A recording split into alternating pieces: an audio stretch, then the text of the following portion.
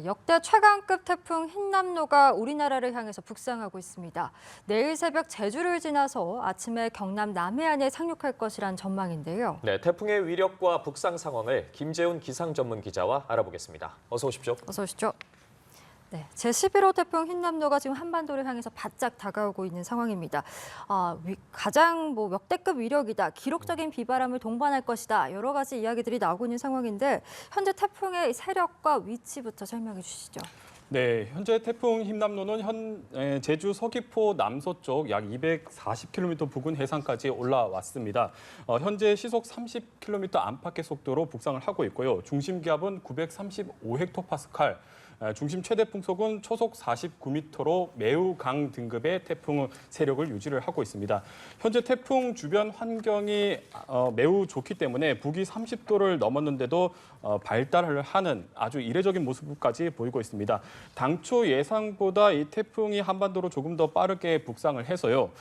자정 무렵쯤에는 제주에 가장 근접할 것으로 보이고 또 제주를 통과할 때는 이 중심 기압이 940헥토파스칼 안팎으로 여전히 매우 강한 세력을 유지를 할 것으로 예상이 되고 있습니다. 네. 제주를 이제 스치듯이 통과를 한 태풍은 내일 오전 6시쯤에 이 경남 남해안 쪽에 상륙을 할 것으로 예상이 되고 있는데요.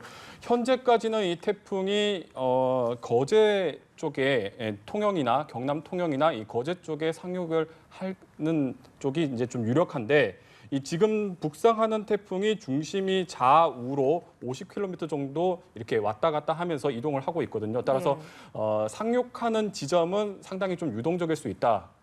그래서 이쪽 부분은 변동성이 있는 부분이라고 좀 전달을 드릴 수가 있는데 이 상륙 지점이 변화해서 이 태풍이 우리의 영향을 미치는 정도는 크게 변하지가 않습니다. 따라서 이 상륙 지점이 어디냐가 중요하기보다는 매우 강한 세력으로 한반도 쪽으로 태풍이 접근을 하고 또 상륙을 할 것이다. 이 부분에 좀 초점을 맞춰서 대비를 해야 되겠습니다. 네. 예, 알겠습니다. 이 태풍 흰남노가 역대 가장 강력했다고 여겨지는 사라와 매미보다 더 강할 것으로 예측이 되고 있습니다.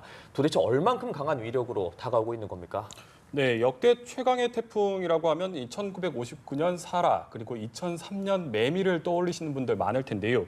태풍은 중심 기압이 낮으면 낮을수록 더 강하다고 보여집니다.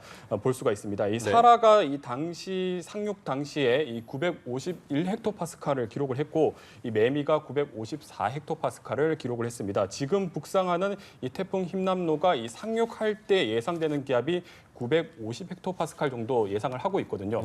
그런데 지금 이 태풍 주변의 환경이 워낙 좋다 보니까 945헥토파스칼까지도 상륙을 할 수 있다. 이런 예측도 나오고 있습니다.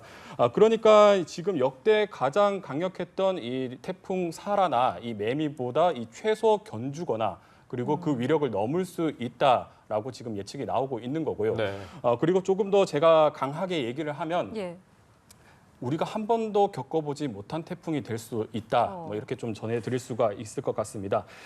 그리고 이제 가장 우려스러운 부분이 이제 그건데 특히 최근 날씨를 보면 이 수치 모델이나 예보관들이 예보를 낸 것보다 훨씬 더 그것을 뛰어넘는 경우들이 상당히 많이 있거든요. 이 가까운 예를 들면 이 지난달 수도권 폭우 당시에 시간당 140mm라는 이 유례없는 비가 쏟아졌습니다. 이 당시에 기상청이 상당히 많은 비를 예보했음에도 불구하고 전례 없는 비가 쏟아졌거든요. 따라서 이번 태풍도 역시 이 기후변화와 관련이 되면서 단순히 이 매미나 사라를 조금 넘는 수준이 아니라 우리가 예상했던 것보다 한 단계, 두 단계 더 넘는 태풍이 될 수도 있다. 그러니까 이 최악의 상황을 고려해서 좀 대비를 해야 된다. 이렇게 좀 전해드릴 수 있을 것 같습니다. 역대 가장 강할 수 있다. 최강의 태풍이 될 것이다. 이런 말씀이신데 그렇다면 왜 이번 태풍이 이렇게 유독 강하게 찾아온 겁니까? 네, 이 흰남노가 발생한 해역이 올해 태풍이 거의 발생하지 않았던 곳입니다. 그러니까 그동안 태풍이 없었다 보니까 이 바다의 열 에너지가 상당히 많이 축적이 돼 있었고요. 태풍이 북상하는 과정에서 이 에너지들을 모두 다 독식을 하게 된 겁니다. 그리고 이 또 태풍의 경로가 아주 독특하게 남쪽으로 내려갔었는데 이 보통 태풍은 북쪽으로 올라오면서 북상을 하면서 소멸 단계에 들어가거든요. 그런데 이 태풍이 남쪽으로 내려가다 보니까 이 태풍이 더 오랜 동안 이 바다를 떠다닐 수 있게 되었고 그러다 보니까 해양에서 많은 에너지를 공급받으면서 세력을 더 키울 수가 있었습니다. 특히 이 과정에서 이 남쪽으로 내려가면서 정체할 때 이 다른 열대 폭풍까지 흡수를 하면서 실제로 몸집을 더 키웠고 세력을 더 키웠습니다. 그리고 이제 가장 중요한 부분이 태풍이 한반도 쪽으로 올라오면서 재발달을 한다는 건데요. 보통 태풍은 한반도 쪽으로 올라오게 되면 열대 지방의 환경에서 중위도 지역의 환경으로 바뀌기 때문에 세력이 일반적으로 약화를 하게 됩니다. 그런데 이제 이 태풍 힘남노의 경우는 아주 고수온 해역, 그러니까 30도를 넘는 고수온 해역에서 열 용량이 많은 수증기를 머금고 다시 재발달을 하게 됩니다. 따라서 이 북위 30도를 넘었는데도 불구하고 세력이 강하게 발달하는 이례적인 모습을 보이고 있는데요. 제가 좀 비유를 하자면 이 태풍의 일반 연료가 아닌, 그러니까 태풍의 연료가 이제 수증기인데 태풍의 일반 휘발유가 아닌 이 고급 휘발유가 들어갔다. 뭐 이렇게 좀 생각을 하시면 됩니다. 그래서 아주 태풍에 좋은 환경이 만들어져 있고 그리고 태풍의 양쪽으로 이 고기압이 있는데 이 고기압 역시도 태풍의 회전을 돕는 방향으로 지금 형성돼 있습니다. 그러니까 태풍의 아주 우호적인 환경에 놓여 있고 태풍이 한반도로 북상을 했을 때도 세력이 약해지지 않도록 그리고 세력이 크게 약화시킬 만한 별다른 요소가 없다. 그래서 예. 태풍이 세력이 굉장히 강하게 유지한 채로 한반도로 접근을 할 수 있게 된 겁니다. 그렇군요. 말씀해 주신 것처럼 들어보면 이렇게 강하다 보면 다 자연스럽게 비가 또 많이 올 것 같은데 뭐 태풍과 인접해 있는 제주와 남해안은 물론이고 이 서울 등 중부지방에서도 많은 비가 예고가 됐습니다. 뭐 시간당 100mm가 넘는 비가 예고되기도 했다는데요. 어떻습니까? 네, 먼저 현재 서울 등 중부지방에도 강한 비구름의 영향을 받고 있습니다. 이 태풍이 전면에서 밀어올린 열대 공기가 유입되고 있는 가운데 이 북서쪽 대륙에서 내려오는 찬 공기가 충돌을 하면서 강한 비구름이 형성이 되고 있습니다. 그래서 이 비구름의 영향으로 지금 중부지방에서도 상당히 많은 비가 호우주의보가 내려져 있고 지금 앞으로 태풍이 더 북상을 하면서 이 열대 공기가 더 밀려오기 때문에 이 충돌의 강도, 그러니까 비구름에 압축되는 정도가 더 강해지면서 더 강한 비구름으로 발달할 가능성이 있습니다. 따라서 이 중부와 일부 남부 지방으로는 내일까지 최고 250mm의 비가 더 내릴 것으로 예상이 되고 있고요. 그리고 이제 태풍이 북상하면서 태풍의 직접적인 영향에 들어가는 이 제주와 남부지방 이쪽에서는 태풍에서 이 소용돌이 치는 비구름, 나선형 비구름이 직접적으로 영향을 미치게 됩니다. 그리고 이 제주 같은 경우에는 한라산의 영향을 받기 때문에 상당히 비구름이 지형의 영향을 받아서 더 강하게 발달을 할 수가 있겠고요. 그리고 남해안 지역으로도 굉장히 강한 비구름이 만들어지면서 집중호우 그리고 시간당 50에서 100mm에 달하는 매우 강한 비가 쏟아질 것으로 예상이 되고 있습니다. 제주는 최고 600mm 이상의 비가 쏟아질 것으로 보여지고요. 예. 이 남해안 지역으로는 400mm 이상의 비가 쏟아질 것으로 예상이 되고 있습니다. 그리고 이제 저희가 좀 우려스러운 지역이 동해안 지역입니다. 이렇게 태풍이 우리나라를 관통해서 나갈 때 시계 반대 방향으로 회전하면서 이 동해상의 수증기가 또 백두대간이나 지형에 부딪히면서 매우 강한 비구름이 발달을 할 수가 있거든요. 따라서 영남 해안 지역으로도 400mm 안팎의 매우 강한 비가 쏟아질 것으로 예상이 되고 있습니다. 예, 모든 환경이 태풍에 우호적이다라는 말씀이 참 인상이 깊은데 비도 비인데 이 기록적인 강풍도 예상이 되면서 걱정이 됩니다. 역대 가장 강한 바람이 불 것이다 이런 예보들이 있더라고요.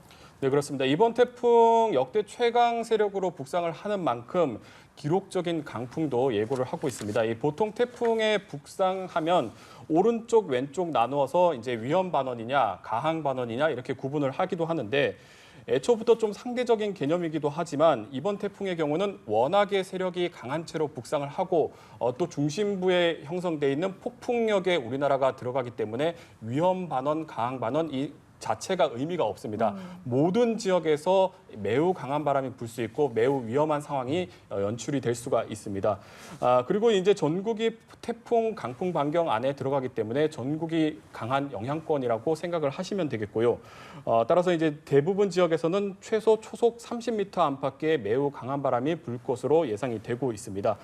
그리고 이제 태풍 경로와 가까운 제주와 남해안 지역으로는 이 초속 50에서 60m의 바람, 뭐 좀 잘 체감이 안 되실 수 있는데 예. 네. 시속으로 환산을 하게 되면 시속 180km에서 200km에 달하는 매우 강한 바람이 불 것으로 예상이 되고 있습니다.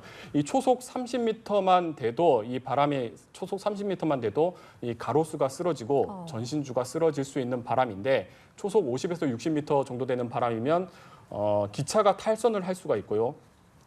웬만한 건물들이 그러니까 좀 취약한 건물 같은 경우에는 붕괴될 수 있는 매우 위력적인 바람이라고 할 수가 있겠습니다. 태풍 매미가 북상할 당시에 이 관측된 기록이 초속 60m였습니다. 그런데 지금 태풍 힘남노가 매미를 넘는 수준으로 북상을 할 것으로 예상이 되고 있기 때문에 이보다 더 강한 바람이 불 수가 있다라고 생각을 하시고 대비를 잘 하셔야겠습니다. 네, 앞서 말씀하신 것처럼 이 태풍 경로와 가까운 제주와 남해안에선 이 폭풍 해일 우려도 큰 상황입니다. 이 10m가 넘는 파도도 예상된다고 하는데 어떻습니까?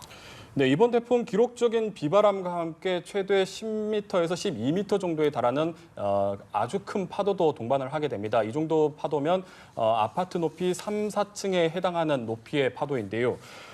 보통 이 태풍이 북상을 하게 되면 강한 상승 기류가 동반이 되면서 태풍 중심부의 상승 기류로 인해서 바닷물 높이가 기본적으로 1m에서 2m 정도 더 높아지게 됩니다. 이 높아진 바닷물이 강풍을 타고 해안으로 접근을 하면서 이 파도가 수십 미터까지 덩치를 키우게 되는데 지금 이 날씨로 인해서 파도가 높아질 수 있는 상황에서 지금 지구와 달이 가까워지는 천문조, 그러니까 인력에 의해서 바닷물이 또 상승하는 대조기 기간에 들어갑니다. 예. 네. 그래서 이 천문조와 기상조가 합쳐지면서 매우 위력적인 파도가 들어올 수가 있고 해안 저지대로는 해일이 발생할 가능성이 상당히 큽니다. 따라서 해안 저지대가 이 침수될 가능성이 상당히 크고요. 또 이 강한 비가 쏟아지면서 만조 시각과 겹치게 될 경우에는 이 빗물이 빠지지 않고 역류할 수 있습니다. 따라서 상당히 광범위한 지역에서 침수 피해가 날 수가 있고 특히 지금 태풍이 상륙할 것으로 예상되는 시점, 그러니까 내일 새벽이 되겠죠. 네. 내일 새벽쯤에 이 남해안 지역이 만조 시각에 들어가게 됩니다. 따라서 태풍 상륙과 만조 시각이 겹치기 때문에 해안 저지대를 중심으로 침수 피해가 상당히 크게 나타날 수가 있습니다. 그리고 이제 두 번째로 우려되는 부분이 이 산사태입니다. 예. 지금 상당히 많은 비가 예보가 돼 있고 또 시간당 50에서 100mm에 달하는 비가 쏟아질 것으로 예상이 되고 있기 때문에 이 산사태 위험이 상당히 커졌다라고 얘기를 드릴 수가 있는데요.